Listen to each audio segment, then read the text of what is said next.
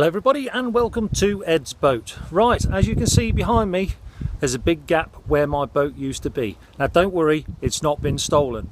What's happened was, well, now I'm officially in the secret society of boat tubers. I've just outgrown this mooring. I'm just too famous. I can't have a stern mooring anymore. It just wouldn't fit my position in the boat tubing world.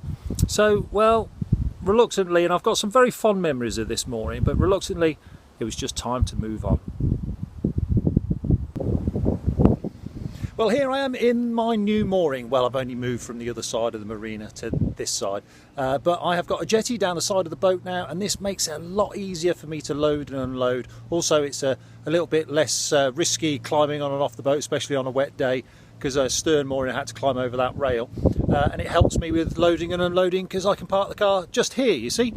So it's better all round, and the marina did a great job of fitting me in. There is a little bit of a waiting list to get in here, and they fitted me in nicely, probably because I'm such a celebrity. I mean, they'll be offering me 50% off soon, won't they?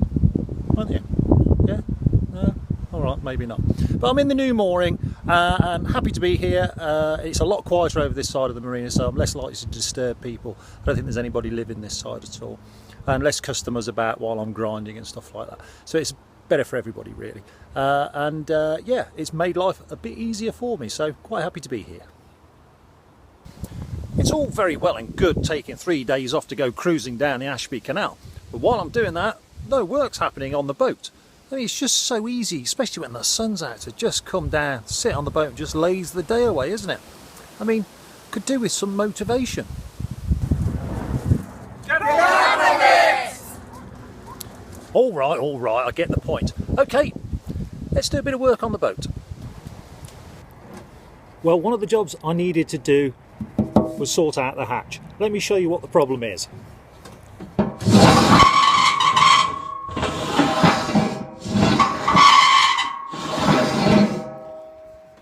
That has been driving me mad since the day I put it on. So we need to take that off and try and sort that out. So this episode we're going to be sorting the hatch out. Well, I've had to come away from the marina because the electrical supply is so bad, my welder just wouldn't work. So I've had to nip home quickly to plug in where the electrical supply is more stable and weld it up at home. Unfortunately, the weather is awful. It keeps having really heavy showers every 10 minutes. So yeah, I'm really rushing against it. Let me just quickly tell you what I'm doing. Right, what I've done is I've made some slider brackets and I'm welding them in each corner like that, and there, and the last one's just got to go in there, and that is going to spread the load of the lid and allow it to slide nicely and stop the horrible vibration, because what's been happening is this edge here, when it's been running on the sliders, has been vibrating and causing that horrible squeaking noise. So hopefully putting this on should stop it. Whew, I'm a bit out of breath. That took about 10 minutes to do, to weld those brackets on and get them ready and all straight and that sort of thing. Really racing against the weather. Just got it loaded in the back of the car now, and it's just started raining, so I've timed that to perfection, although it looks like it's just about to absolutely hammer it down. So I'll nip back to the marina and we'll refit that lid. Well, I made it in the nick of time. Driving along, it's just started raining again, and this is from the previous rainstorm. Wow. We've had a lot of rain and I'm just trying to miss it all. So yeah, I need to get back to the marina before it gets any heavier, because I've only got a temporary cover on it. But wow, what a stormy day. Well, I'm back at the boat and the sun's come out just to spite me, so it's nice and warm.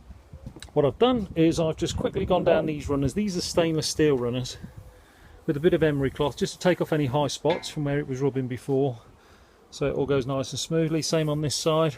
This will bed in, and I'm hoping this will just polish up beautifully if we encourage it with a little bit of light oil. So now it's just a question of putting the lid on. If I step over and have a look at the lid, what you don't realise is how heavy this lid is. Look, have a look down there, look at the thickness of that. It's made out of, I think it's 4mm steel. It was designed so you could walk on it without denting it. Oh my God, it's heavy. Right, I'll get that back on and then we'll try it out. Well, as they say, the proof of the pudding is in the eating, so I've refitted the hatch cover now, and what I've done also is I've put a very, very light smear of gearbox oil on there.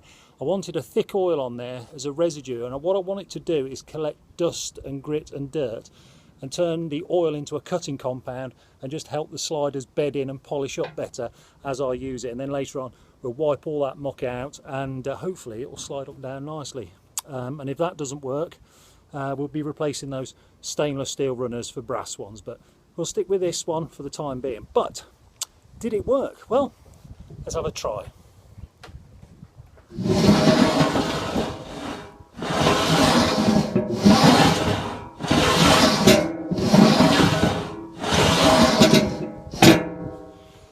Well, I'm going to class that as a success. Yes, it still makes a row because there's no paint really on it, and no insulation and no lining on it, so it does ring quite a bit, but it doesn't make that horrible screeching noise which wakes everybody up or disturbs people or stuff like that. So yeah, reasonably pleased with that. I mean, it's a shame it couldn't go smoother and I could fit like bearings or rollers, but you need quite a bit of friction on these hatches because you don't want them sliding open and close on their own. That'd be dangerous really, I suppose, especially if you've got to jump off locks and use the lid to walk on and stuff like that. You need it to stay where it's put. So at the moment it's reasonably easy to push in and out, and it's a lot easier than it was, and it sounds a lot better. So that's one job out of the way for the time being. We'll do a bit more work on this later on when we start painting it, but for the time being, yeah, that's pretty good.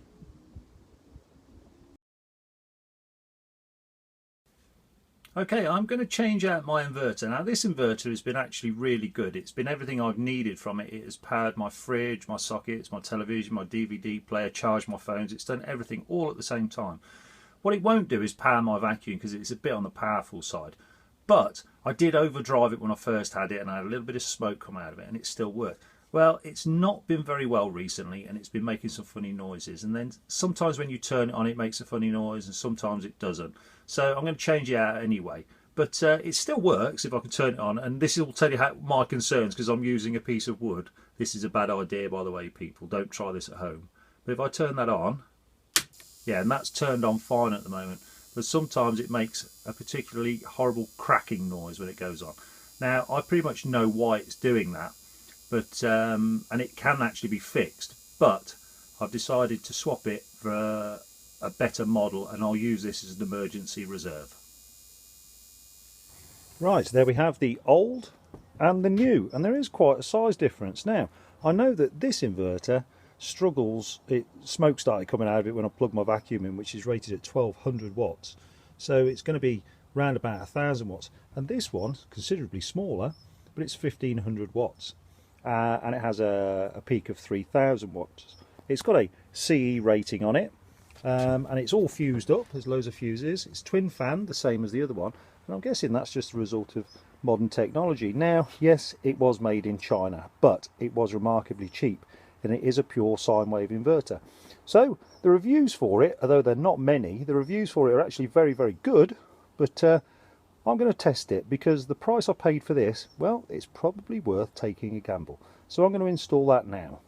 Okay, I am all plugged in. Now what the inverter does come with is a couple of battery clips and a couple of battery cables, because you can buy this as part of a kit, I think, as well. And they supply you with these to just plug it in.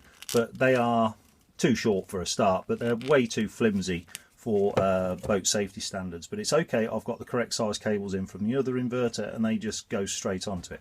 So what we need to do now is turn it on. So here we go,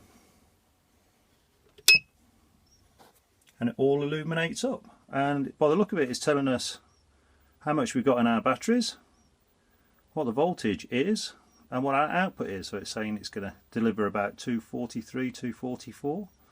It's a pure sine wave. If I compare the 12.5 volt to my battery indicator on the dashboard there, if I can get it to focus, that's saying 12.4, and that is flicking between 12.4 and 12.5. So yes, that would appear to be consistent with my battery gauge. So the other thing I've noticed is it doesn't make any noise whatsoever. Isn't that interesting? Absolutely no noise. But what it does come with, if I can just quickly reach down, is a switch, a remote switch, which is shaped like a fish for some reason. I don't really understand that, but what I'll do is I'll probably rewire that end, mount a remote switch onto the side of the cabinet. But if we plug that in, let's see if that works. So plug that in, and okay, that's made no difference. Let's turn the inverter off. Ah, right, so you turn the inverter off on the main switch and your remote switch overrides that. That's fine. And it turns back on again, and if I unplug that, does the inverter go off? Yes, it does.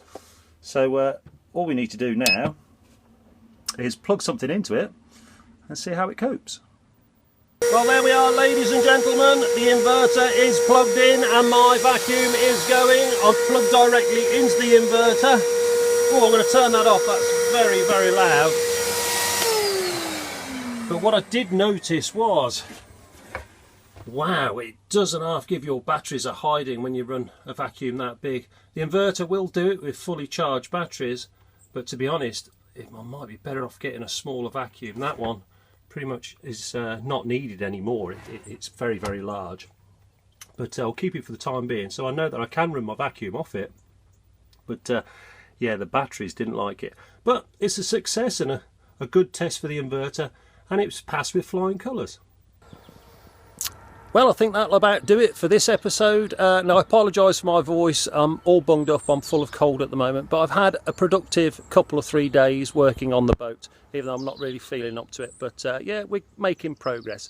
One of my viewers has noticed that I put song lyrics sometimes in the titles to my videos. If you recognise the song or the artist, just put it in comments, just for a bit of fun, eh? Right, the next episode, well, things might be getting a little bit more sort of heavy duty. But we'll cover that when we get to it. In the meantime, take care, and I'll see you soon.